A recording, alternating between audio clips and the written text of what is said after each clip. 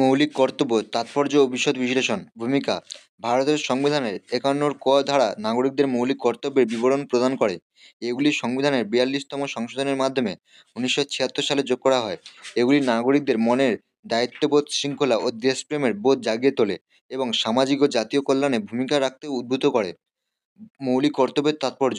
এক, অধিকার ও কর্তব্যের মধ্যে ভারসাম্য রক্ষা। মৌলিক কর্তব্য নাগরিকদের মনে করিয়ে দেয় যে অধিকার এবং কর্তব্য পরস্পরের পরিপূরক। নাগরিকরা তাদের অধিকার ভোগ করার সময় দেশ ও সমাজের প্রতি দায়িত্ব পালনেও সচেতন হতে হবে। দুই, জাতীয় সুরক্ষার প্রতি মনোযোগ আকর্ষণ। জাতীয় পতাকা বা সংবিধানের প্রতি অসম্মান এবং জাতীয় সম্পদ ধ্বংসের মতো কার্যকলাপের বিরুদ্ধে এটি এটি সতর্ক করে।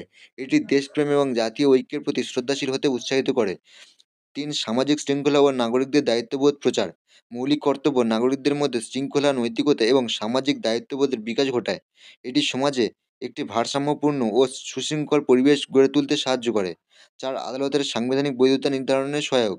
আদালত কোনো আইনের সাংবিধানিক বৈধতা পরীক্ষা করতে মৌলিক কর্তব্যগুলিকে একটি মানদণ্ড হিসেবে বিবেচনা করে। এটি আইনি এবং নৈতিক মানদণ্ড স্থাপন করে। পাঁচ, আইন দ্বারা প্রয়োগযোগ্যতা। যদি কোনো নাগরিক মৌলিক কর্তব্য পালন করতে ব্যর্থ হয়, তবে সংসদ প্রয়োজনীয় শাস্তি আরোপ করতে পারে। এটি নাগরিকদের আইনের প্রতি সম্মান প্রদর্শন করতে বাধ্য করে। মৌলিক কর্তব্যের বিস্তৃত ব্যাখ্যা। এক, নাগরিক জীবনে মৌলিক কর্তব্যের গুরুত্ব। মৌলিক কর্তব্য একটি দেশের সামাজিক, রাজনৈতিক এবং সাংস্কৃতিক কাঠামোর মৌলিক ভিত্তি। এগুলি নাগরিকদের মনে দেশপ্রেম এবং সামাজিক দায়িত্ববোধ জাগিয়ে তোলে। শিক্ষাক্ষেত্রে মৌলিক কর্তব্যের ভূমিকা। মৌলিক কর্তব্য নাগরিকদের মধ্যে জ্ঞান এবং নৈতিকতার বৃদ্ধির জন্য শিক্ষার প্রতি গুরুত্ব দেয়। এটি শিক্ষার্থীদের মধ্যে শৃঙ্খলা এবং সামাজিক নৈতিকতার বিকাশ ঘটায়। তিন, পরিবেশ সুরক্ষা এবং সম্পদ সংরক্ষণ।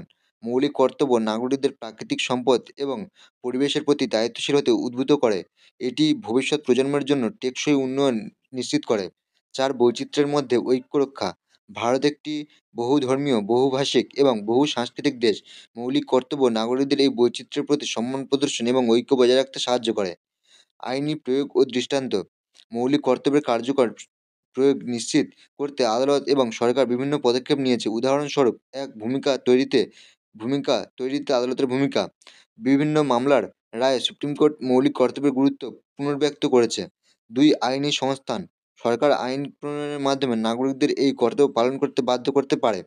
উপসংহার: মৌলিক কর্তব্য আমাদের সমাজের জন্য একটি নৈতিক গাইডলাইন হিসেবে কাজ করে। এগুলি আমাদের দায়িত্ব স্মরণ করিয়ে দেয় এবং জাতীয় উন্নয়নে গুরুত্বপূর্ণ ভূমিকা পালন করে। একটি সুশৃঙ্খল, দায়িত্ববান এবং সচেতন নাগরিক সমাজ গঠনে মৌলিক কর্তব্য অপরিহার্য।